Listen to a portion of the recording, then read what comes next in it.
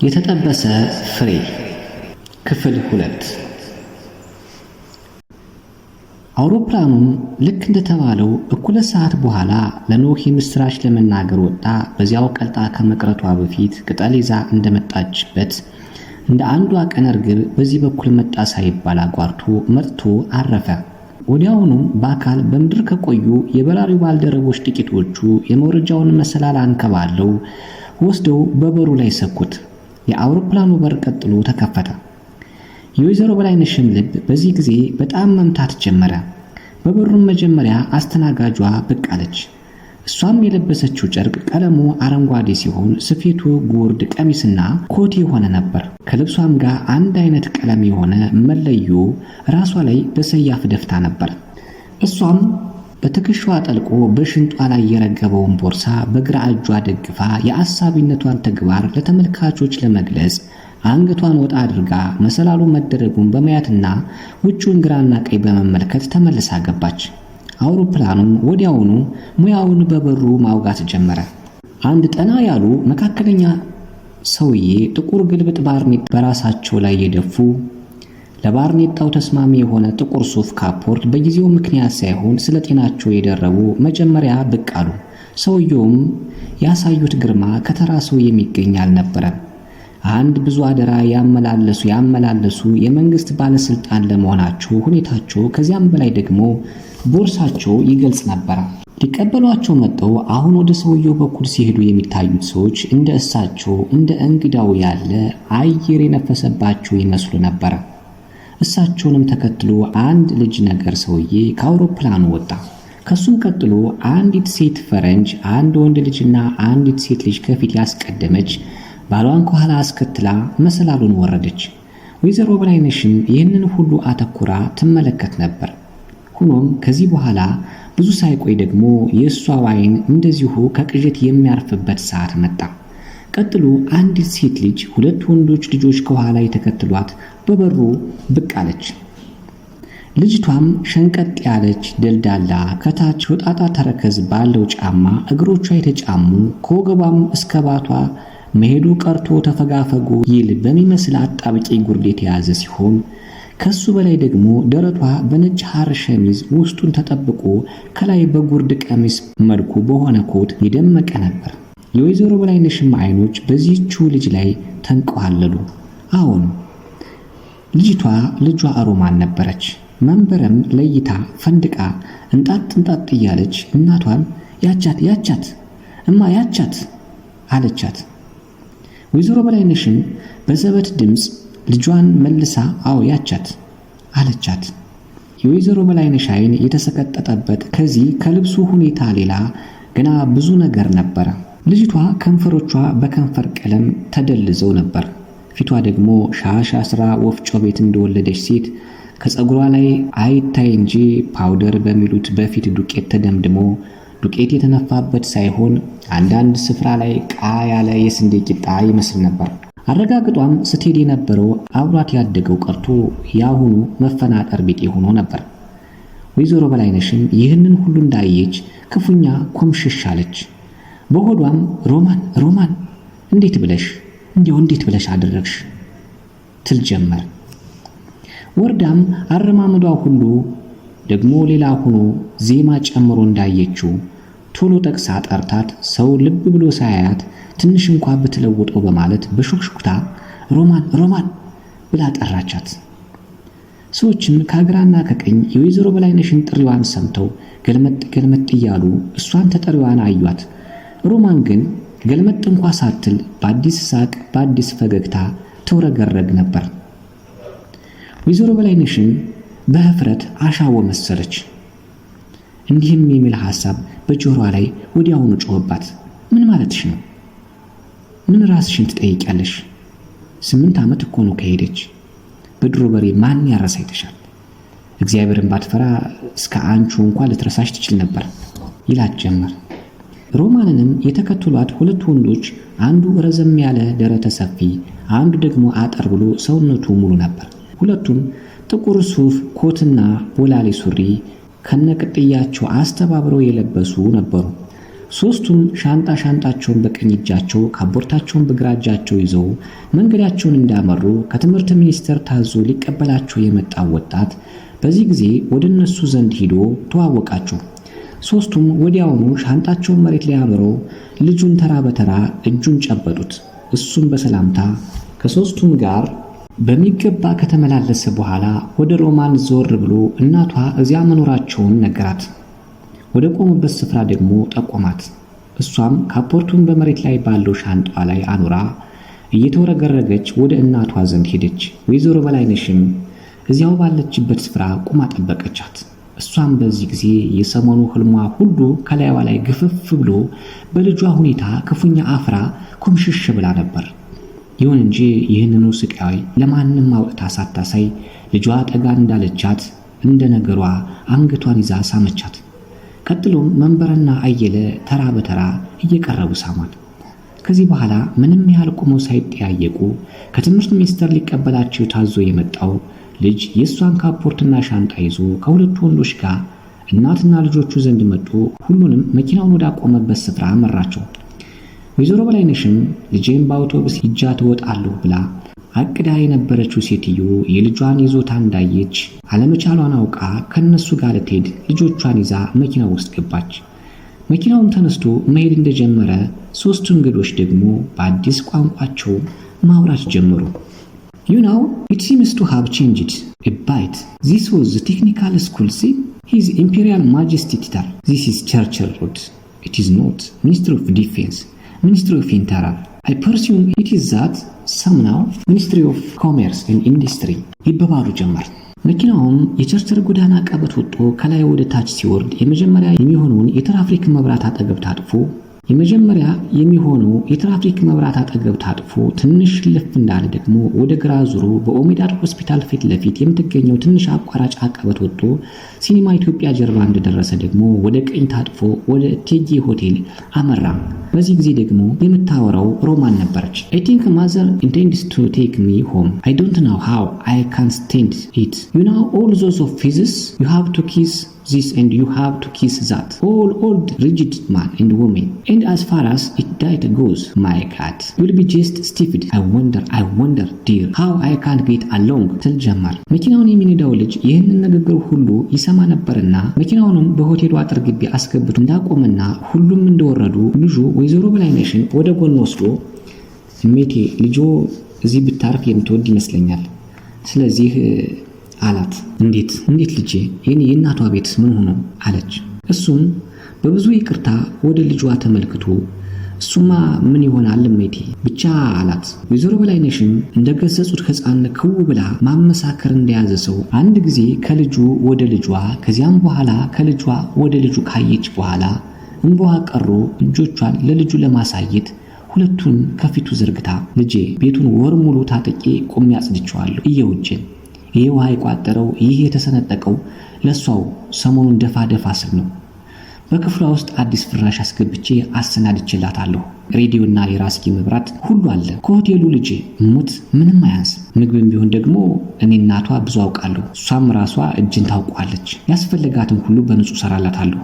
በሞቴ ልጄ እንዲው እጅህን ልሳም ንገርልኝ እባክህ በዚህ በቋንቋቸው አለችው። በዚህ ላይ ደግሞ እኔ እናቷ እህቷ ወንድሟ አለን። የአባቷ ብቻ መቀመጫ የነበረው ወንበር ሻሾ አለ። እሷው ናት እንኳን በልጅነቷ ሻሾ ብላ ስም ያወጣችለት። ደግሞም ተኝታ ያደገችበት አልናፈቃትም።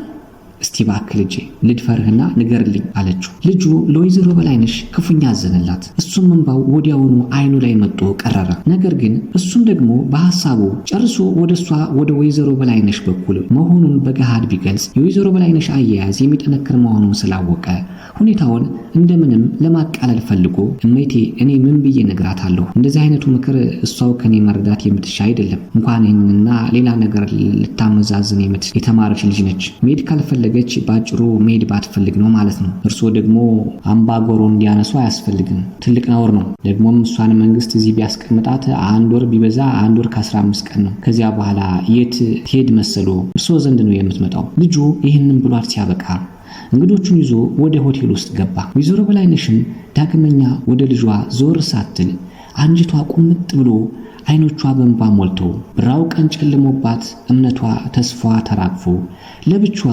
እየተነጋገረች ወደ ቤቷ አቋርጣ ለመሄድ በሪ በከንቱ መንገድ አቆለቆለች። አየልና መንበረም ተከትሏት እስርስሯ ይሮጡ ነበር። ነገር ግን እሷ ሌላ 2 ልጆች እንዳሏት አሁንም እስርስሯ እንደሚሮጡ ረስታቸው ነበር። አፈሪ ብላይ ደሃዋ በላይነሽ አለች። ምኑን ታስታውስ? ህልሟ ተስፋዋ ከላይዋ ተገፎ ምን ልታደርግ ነው? እንግዲህ ድግሱን ወር ሙሉ ቀለብት ታጦ የተደገሰው ምን ሊሆን ነው? ጎረቤቶቿ ወዳጆቿ ደግሞ አሁን ቤት ተመልሳ መጣለች ሲሰሙ እንኳን ደስ አለሽ ሊሏት መምጣታቸው አይቀርም። ምን ልትላቸው ነው? ነጠላዋን ወደዚያ ወሮራ መቀነቷን አጥብቃ ታጥቃ የቀሚሷን እጀጌ ወደ ላይ ሰብስባ ጠላዋን እየደነበቀች በአምላካችሁ ደስ ብሎኛል፣ ጠጡልኝ፣ ደስ ይበላችሁ፣ ይችኮነች ልጄ፣ ይችኮነች ሮማን ተነሽ ሳሚያችሁ ወይዘሮ በቀለችንም ሮማኔ ዋ ባየሽ በልጅነትሽ እሳቸው ናቸው ሽኮኮ እያሉ ያሳደጉሽ እንደማለት የምትመልሰው ጠፍቷት የምታመለክተው አጥታ ልታለቅስ ከንፈሯ ሲንቀጠቀጥ ጉድ ምን አይነት መቅሰፍት ነው አለች። ወይዘሮ በላይነሽ ይህንን ሁሉ ቤቷ የሚቆያትን ነገር በማሰብ ለመሄድ እንኳ ተሳናት። ከመንገዱ ዳር ወጥታ አይኖቿ በርበሬ እስኪመስሉ ድረስ ቁጭ ብላ ተንሰቅስቃ አለቀሰች። አየለና መንበረም እሷ ስታለቅስ አይተው እነሱም አብረዋት አለቀሱ። መንደሯም ስትገባ ሰዎች ከየቤታቸው ብቅ እያሉ የታለች ታዲያ ልጅሽ ቀረች እንዴ ይሏት ጀመር። ነገር ግን እሷ እንዳልሰማች ሰምታ እንዳላየች አይታ ዝም ብላቸው ከቤቷ ገባች። ሁሉም ሰዎቹ በዛው ዝም ብለው ሳይቀሩ ሊጠይቋት አንድ ባንድ እየተተለተሉ ከቤት ድረስ መጡ። ወይዘሮ በላይነሽም በዚህ ጊዜ የግድ አንድ ነገር መመለስ እንዳለባት አወቀች። ወዲያውም ፊቷን ጠራርጋ የዛለውን ሰውነቷን አበርትታ እሷው ራሷው ሁኔታውን መለወጥ አለብኝ፣ ሰዎች የደረሰብኝ እንዲያውቁ አያስፈልግም፣ ማወቅ ያለብኝ ብናገረው የማሳጣው የማሳልቀው ማንንም አይደለም የገዛ ልጅን ነው አለች። ሰዎች ወደ ቤት እየገቡ መጣች ወይ ብለው በጠየቋት ጊዜ አዎ መጣች አለቻቸው። የታለች ታዲያ? ምን ባካችሁ ገና ተያይዘን ሳንጣገብ አይደለም እንዴ መጥተው እያካለቡ የወሰዷት እንዴ? ለማን ምን አውቄ? ይሄው እንዲው ካፖርት የለበሰው ወፍራሙ ጠይሙ ትልልቅ ሰው ሁሉ ግልብጥ ብሎ መጥቶ መንግስት ማረፊያ አዘጋጅቶልሻል እያለ እያጣደፈ አልወሰዳትም እንዴ? ወይዱ ይሞቱ። እሷስ ልጅ እንዲው ለመሆኑ ማንን አላለች? ውይ ብታዩት ትልቅ ሴት ሆና ሰውነቷስ ደህና ይመስገን አምሮባታል። መቼም ስታዩት አለቀሰች። ውይ እሱማ ምን ትጠይቁኛላችሁ? ማልቀስ ለብቻው እዚያ ሁሉ ሰው መሃል አንገት ለአንገት ተያይዘን ወድቀን እየያችንን ነካ ነው እንጂ። አይ እናቴ ምን ታደርጉ ናፍቆቱ ደስታው። ወይዘሮ በላይነሽ ለመጣው ሰው ሁሉ የምትለውና የምትመልሰው እንደዚህ ነበር። ነገር ግን ውስጡን ሆዷ በግን ብሎ ነበር። እንቧ እየቀደመ እህሉ ልብላ ብትለው አልወርድላት እያለ አፏ ላይ ይንቋልል ነበር። እሷ አስባው የቆየችው ሮማን ስትመጣ እማማ ብላ ሩጣ መጣ። ሩብ ሰዓት ሙሉ አንገቷ ላይ ተጠምጥማ እያለቀሰች ስማት ተያይዘው ወድቀው ከዚያም ሁለቱን ሰው በግድ አላቆ አስነስቷቸው ከዚያም ሮማን እሷን አቅፋት እቤት መጣ። እሷ ደግሞ ወይዘሮ በላይነሽ ሰፈሯ እንደደረሰች አገር ጉድ እያለ ግልብጥ ብሎ እስኪወጣ ድረስ መሬት እያሰሰች እልልቷን በሰፊው ለቃ። ከዚያ ደግሞ ጎረቤቶቿ በቃሽ ግቢ ብለው አስገብቷት እቤት ደግሞ ነጠላዋን ወዲያ ወሩራ መቀነቷን ጠበቅ አድርጋ ታጥቃ የጠላውን ምርጊት ሁሉ ከፍታ እንጀራዋን በየሞሰቡ አጥፋ ወጧን ከየሴታቲው ጨልፋ ስታበላ ስታጠጣ ሮማንም እግሩ መካከል ጉብ ብላ ለየሰው ስትዋራ ወይዘሮ በላይነሽ ከማሳለፍና ከማጉረሱ አርፋ ቀና ባለች ቁጥር ሲታያት ሮማንም አይን ላይን ሲጋጠሙ ጥርሶቿን ፍልቅልቅ ስታደርግ ወይዘሮ በላይነሽም ይህን ጊዜ ብላ ደረቷን ስትመታ በሳምንቱ ደግሞ ሮማን የእንግድነቷ ጊዜ አብቅቶ ቤት ውስጥ ተራዋን ደፋ ስትል እናቷን እሷን ወይዘሮ በላይነሽን እማ ይሄን በር ደፍነን ሌላ በር በዚህ በኩል እናውጣ፣ ንጹህ አየር በደንብ ለማግኘት እንችላለን። እማ አንዱ በር ሲከፈት ደግሞ አንዱ በር ይዘጋ፣ አሊያ ሁለቱም ሲከፈት አየሩ እንደመጣ ማለፊያ ያገኝና በመካከል ለተገኘ ሰው የሳምባ በሽታ ያመጣል። እማ ሰገራ ቤቱ ተዘግቶ እንዲውል በቀን እየታጠበ መድኃኒት እንዲጨመርበት ያስፈልጋል። በዚህ ጊዜ ጉንፋን ይጠፋል። ምን መሰለሽ የፈረንጆቹ ኑሮ ትንሽ ነው እኮ። ቆይ በጥቂት ጊዜ ውስጥ እንኳን ግቢያችንን ሰፈራችንን ምን እንደሚመስል አሳይሻለሁ የምትላት መስሏት ነበር። ነገር ግን አሁን ወይዘሮ በላይነሽ ይህ ሁሉ ቀርቶ የህልም እንጀራ ሆኖ እንዳየች እያደር እስከናካቴው እንቅልፍ እንኳ አልወስዳት አለ። ለብቻዋ የመነጋገር ልምድ አመጣች። አንዱም ደግሞ ሰዎቹ ነበሩ እየመጡ የሚያባብሱት። እነሱም ደግሞ እውነት ነበራቸው። እንኳን ደስ አለሽ ሊሏት ሲመጡ ሰሞኑን ይሆናል ብለው የጠበቁትን ደስታ ባለማያታቸው እሷኑ በጥያቄ አዳክሟት ነበር። እንዴ እኔ እምቢ እናቴ ዘንድ ሆናለሁ አትልም ነበር? አይ ተወኝ ባካችሁ፣ እሷማ መቼ ሳትል ቀረች ብቻ ትላለች። አንዳንድ ደግሞ ነገሩ አልመስላቸው እያለ ከዚህ በበለጠ አኳኋን ጠንከር እያደረጉ ይናገሯት ነበር። ከእናትም እማት አንዲት በላይነሽን የመሰለች እናት ያላት እንዴት ሆቴል ታራለች? ወይ ወዳ መች ሆነ? አይ ተይን ባክሽ ይላሉ። ሮማን ከሆቴሉ አንዳንድ ቀን ከወንድና ከሴት ባልንጀሮቿ ጋር ለእኩልና ለሩብ ሰዓት ጊዜ እናቷን ወይዘሮ በላይነሽን ልትጠይቃት እቤት ትመጣ ነበር። ወይዘሮ በላይነሽም በእነዚሁ ቀናት ቶሎ ሽርጧን ታጥቃ ማዕድ ቤት ራሷ ገብታ ሻይ አፍልታ በንጹህ ማቅረቢያ ገልብጣ ስኳር ለብቻው በአንድ ዕቃ አድርጋ ታቀርብላቸው ነበር። እነሱም እንደ አዲሱ ልማዳቸው ራሳቸው ቀርተው ጠጥተው እንደተላመዱት ባህል ስቀውና አስካክተው እንዲወጉ ከሻይ ቀጥሎ ሲጃራቸውን አጭሰው በቋንቋቸው ተጫውተው ይሄዱ ነበር። እነሱም ሊሄዱ ሲነሱ ወይዘሮ በላይነሽ በር ድረስ ተከትላቸው ትወጣና ለዓይን እስኪርቁ ድረስ አይኖቿ በእንባ እየዋኙ ልጇን ትመለከታት ነበር። ከዕለታት አንድ ቀን ሮማን እንደዚሁ ልትያት ከባልንጀሮቿ ጋር መጥታ ነበር። ወይዘሮ በላይነሽም ሮማንን እንዳየቻት ሳይተያዩ ሰንበት ብለው ነበርና የናፍቆቷን ይዛ ስማት ጓደኞቿ ደግሞ እንግዳ ቤት ውስጥ አረፍ እንዲሉ ነግራ መስተንግዷቸውን ልታሰናዳ ወደ ጓዳ ገብታ ነበር። ጓዳም ለማስተናገጃ የሚሆናትን ዕቃ ከቁም ሳጥኑ ውስጥ ለማውጣት ቁም ሳጥኑን ስትከፍት ቁም ሳጥኑ ላይ ከውስጥ በኩል የተለበደ መስታወት ነበርና እንግዳ ቤት ግድግዳ ላይ ባለው መስታወት ሮማን ታይታ ከዛም በዚህ በቁም ሳጥኑ በር መስታወት ውስጥ አልፋ ፊቷ ሆና ታየቻት። ወይዘሮ በላይነሽም ልጇን ብቻዋን ያገኘቻት ያህል ቆጥራው ደስ ብሏት ልታወጣ ያሰበችውን ዕቃ ወደ ጎን ባንድ እጇ ይዛ ባንዱ ደግሞ የሮማንን መልክ ያረፈበትን መስታወት ክፍል እየዳሰሰች ፈዛ ቁጭ ብላ ታያት ጀመር። ሮማን በዚህ ጊዜ ቦርሷን ከፍታ ከጭኗ ላይ አድርጋ ከውስጡ ዕቃ ማውጣት ይዛ ነበር። ዕቃዎቹ አንድ ትንሽ የእጅ መስታወትና አንድ መሐረብ ነበሩ። እንደወጣችውም ቦርሷን ወደ ጎን ብላ መስታወቱን ከፊቷ ደቅና በሱ እየተመራች ጉንጭና ጉንጯን በመሐረቡ ጠረገች። ጠራጊውም ምን መሆኑን ፊቷን ኮሶ አስመስላ ከፊት ለፊት ለተቀመጠው ልጅ አሳየችው። እሱም አፍንጫውን እንደሷ በመንፋት ጠራጊውንም ማንቋሸሹን ገለጸላት። ወይዘሮ በላይነሽም ይህንን እንዳየች ነገሩ ገባት። ወዲያውም እንደ ጉም ያለ ነገር መጥቶ አይኗን ጋረዳት። ወዲያው ራሷን ስታ ዝልፍልፍ ብላ እዚያው ባለችበት ተፈነገለች። ይዛው የነበረው ዕቃ ትልቅ የሸክላ ሳህን ነበርና ስትወድቅ ከእጇ አምልጦ ወድቆ ተሰበረ። ሮማን እንደዛ ፊቷን ጭፍግግ አድርጋ ከጉንጯ ላይ የጠረገችው የሷ የበላይነሽን ስትስማት ከጉንጯ ላይ የቀረውን ምራቅ ነበር። ወይዘሮ በላይነሽም እንደወደቀች ሮማን የኔን ምራቅ፣ የኔን የበላይነሽን ምራቅ፣ እንዴት የኔን የምየን ምራቅ ብላ አምረር አሰበች። ልጆቹም ጓ ሲል ሰምተው ከእንግዳ ቤት ውስጥ ሊያነሷት ግር ብለው መጡ። እሷም በአንድ ጊዜ የአንድ ዓመት ገመምተኛ መስላ ከወደቀችበት ስፍራ ልጆቿን ተውኝ፣ ደህና ነኝ፣ አንዳንድ ጊዜ እንደዚህ ደርሶ የሚጥል በሽታ ከቀን ወዲህ ይዞኛል ብላ ራሷው ተነስታ ሻያቸውን ቶሎ አፍልታ ሰጠቻቸው። ጠጥተው ሄዱ። ወይዘሮ በላይነሽም ከዚያን ቀን አንስቶ አንጅቷ ቁምጥ አለ። በልጇና በእሷ መካከል ትልቅ ግድብ ቆመ። በሮማን አስተያየት እሷ በላይነሽም የት ቦታ እንዳለች የዚያን ቀን አንስቶ ተረዳች። ለመቀበልም ሌት ተቀን አሰበች።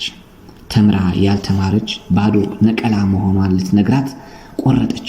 ሆኖም ወይዘሮ በላይነሽ እስከማይረሳው ቀን ድረስ ሮማን በመጣሽ ቁጥር ምንም መለወጧን ሳታሳይ በደህና ገጽ እንደተቀበለቻት ነበር። ነገር ግን አንድ ቀን ሲበዛባት ወይዘሮ በላይነሽ ተነፈሰች። ይህም ቀን አንድ ቀን እሁድ ነበር። ሮማን አንድ ጨዋታ ቦታ በዚያ በኩል አድርጋ ለመሄድ ትንሽ ቀደም ብላ መርጣ በሳሩ ደግሞ ዝግጁ ሆና ለመገኘት እንግዳ ቤት ውስጥ ግድግዳ ላይ ባለው በዚያው በአሳባቂው መስታወት ውስጥ ዛሬም መልኳን እያየች ትበጃጅ ነበር። መንበረም ታናሽ እህቷ የሥራ ልብሷን ለብሳ ማዕድ ቤት ምጣጥዳ እንጀራ ተጋግር ነበር። ወይዘሮ በላይነሽ ደግሞ እዚያው እንግዳ ቤት ውስጥ በአንድ ወገን ወደ ጥግ በኩል ተቀምጣ ለአየለ ሰሞኑን የሰፋችለት አዲስ ልብስ ላይ ቁልፍ ትተክል ነበር። መንበረ ማዕድ ቤት ሆና ሮማንን ጨዋታው ቦታ ሊወስዷት በመኪና መጥተው ሮማን ሰምታ ብቅ እንድትል ብለው የመኪናውን ጥሩምባ የሚያጮሁትን ልጆች እንዳየች ለእህቷ ልትነግራት ከእሳት ላይ ተነስታ እየሮጠች ሂዳ እናቷና ሮማን አሉበት ክፍል ገባች። ሮማንም በዚህ ጊዜ ሊያግባባ እንዳሰበ አውራ ዶሮ ከመስታወቱ ፊት እየተወረገረገች እሷ በኋላ ጨዋታው ቦታ በምታደርገው ንቅናቄ ቀሚሱ የሚሰጠውን ውበት ከነገረቻት በኋላ የልብሱ ማማር አስገርማት ቁማ ስታይ ድንገት ቀሚሱ በአንድ ወገን ወደ ላይ ተሸብሽቦ አየችው። ወዲያው እጇ ጥላት ብቻ መሆኑን ለጊዜው ፈጽማ ረስታ እህቷን ለማሳመር ብቻ አስባ ሮጣ ሂዳ ቀሚሷን የሸበሸበውን ክር በጥሳ ቀሚሱን ዘረጋችው። ሆኖም ያደረገችው ትልቅ ስህተት ወዲያው እንዳየችው ደግሞ ከው ብላ ትዬ በጣም አዝናለሁ፣ አንቺ ያላየሽው የተሸበሸበ ቦታ ነበር ልዘርጋለሽ ብዬ ነው አለቻት። ሮማን ግን ነገሩን ምንም ሳታመዛዝን በአንድ ጊዜ እብድ ሆና መንበረን እዚያው ሙልጭ አድርጋ ሰደበቻት። ስድቡም ደግሞ ይህ ነው የማይባል ከፍ ያለና የማንቋሸሽ ነበር። ወይዘሮ በላይነሽም አንገቷን ደፍታ እየሰፋች ይህንኑ የስድብ መዓት ትሰማ ነበርና እንደበዛባት ፊቷ በንዴት ፍም መስሎ ያለፈው ሁሉ ቁርሾ ተሰብስቦ ተሰፋው የነበረውን ጨርቅ ወዲያ አሽቀንጥራ ጥላ በመንገድ ላይ የነበረውን ትንሽ ጠረጴዛ ወድቆ እስኪንጓጓ ድረስ ወዲያ ፈንግላ እነበረችበት መቀመጫ ብድግ ብላ ተነሳች። ወዲያውም አይኗ ላይ የነበረውን መነጽር ወዲያ አውልቃ ጥላ ቁማ የምትንሰቀስቀውን መንበረን ማልቀሱን ትታ ወደ ማደቤት ተመልሳ እንድትሄድ በቁጣ አዝዛ እሷ ከዚያ ከንፈሯ እየተንቀጠቀጠ ሰውነቷን እየሰበቃት ሮማንን ልክ ልኳን ትነግራት ጀመር። የለም ኧረ ንሺ በላይነሽ፣ አሁንስ በዛ። ልጆችንስ አትስደቢያቸው። ማን ነበር አንቺ?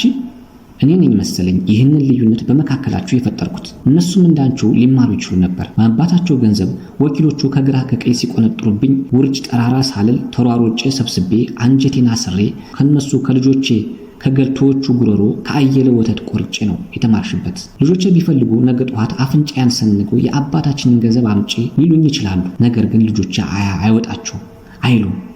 ምክንያቱም አይሆንልኝ እንጂ ገንዘቡን ከደህና ቦታ ላይ ለመዋል አስቤ መስራቴን አይስቱትም። ወይዘሮ በላይነሽ ስትናገር ንግግሯ ያመረረና የሰለች ነበር። ድምጿ ካፏ ይሰማ እንጂ የሚናገረው ሆዷ፣ ጸጉሯ፣ እግሯ፣ ጥፍሯ አንዱም ሳይቀር ነበር። እየቆየች በዚያው ሁኔታ ትገነፍል ነበር። እስቲ ንገሪ ከቶ የቱ ነው ትምህርቱ እንደዚህ የምትኮሪበት? ትቢት፣ ኩራት፣ ንቀት ነው? ልንገርሽ ይግባሽ ልጄ፣ እንግዲያውስ ቀርቶሻል። ተማሪ፣ አረማምድሽንና አረጋግጥሽን ለውጩ። እውቀትሽን ለመሳለቂያና ለማንጓጠጫ መሳሪያ ማድረጉን ትተሽ የመርጃ የማረሚያ አድርጊው። እርጅን፣ ያላየውንና የማናየውን አሳይ። ምን መሰለሽ፣ ከቶ ይህ ዓለም እንደረገጡት አንድ ቀን ይረግጣል፣ እንደሳቁበት ይስቃል። ነገር ግን ፍቅር፣ ውለታ፣ እርዳታ፣ መልካም ሥራ የኔ ልጅ አንድ ቀን ይክሳል። ሮማን ወይዘሮ በላይነሽ ይህንን ሁሉ ስታሽጎደጉደው ክው ብላ እያንዳንዱ ቃል ከለበሰችው ልብስ መልክ ሌላ ባድነቷን እየነገራት ቁማ ትሰማ ነበር። አንድ ሁለት ጊዜም በንግግሯ ተነክታ እናቷ እግር ላይ ወድቃ እማርኝማዬ ልትል ቃስቷት ነበር። ነገር ግን ያ ከልቧ ላይ የተካበው ነገር አሸንፏት ወይዘሮ በላይነሽ የበገነችውን ምዬ ተናግራ ወጥቶላት ሳትጨርስ ሮማን በሩን በርግዳ ወጥታ ለመጨረሻ ጊዜ ከግቢ እየተቆናጠረች ሄደች። የተጠበሰ ፍሬ ተፈጸመ።